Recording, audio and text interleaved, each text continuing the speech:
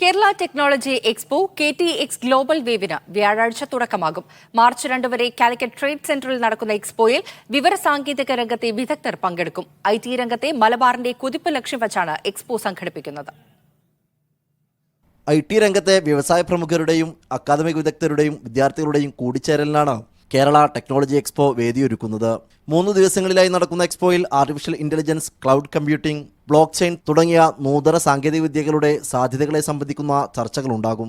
കേരളത്തെ സംബന്ധിച്ചിടത്തോളം ഈ രീതിയിലുള്ള ഒരു ടെക്നോളജി എക്സ്പോ സ്റ്റാർട്ടപ്പിൻ്റെ കാര്യത്തിലും മറ്റ് കാര്യങ്ങളിലും പിന്നെ ഗവൺമെൻറ് പ്രോഗ്രാംസ് ആയിട്ട് ചില പ്രോഗ്രാംസ് ഒക്കെ വന്നിട്ടുണ്ടെങ്കിലും ഒരു പബ്ലിക് പാർട്ടിസിപ്പേഷനോട് കൂടിയിട്ട് അല്ലെങ്കിൽ ഒരു ഓർഗനൈസേഷൻസിൻ്റെ പാർട്ടിസിപ്പേഷനോട് കൂടിയിട്ട് ഇത്തരം ഒരു ഇവൻറ്റ് കോഴിക്കോട് നിന്നല്ല കേരളത്തിൽ ആദ്യമായിട്ടാണ് ഒരു ടെക്നോളജി എക്സ്പോ ഈ സ്കെയിലിൽ നടക്കുന്നത്. കേരളത്തിന്റെ വിവരസാങ്കേതിക വിദ്യയുടെ ഭാവിയെ രൂപപ്പെടുത്തുന്ന കേരള ടെക്നോളജി എക്സ്പോ ഫെബ്രുവരി 29 പൊതുമരാമത്ത് വകുപ്പ് മന്ത്രി മുഹമ്മദ് റിയാസ് ഉദ്ഘാടനം ചെയ്യും.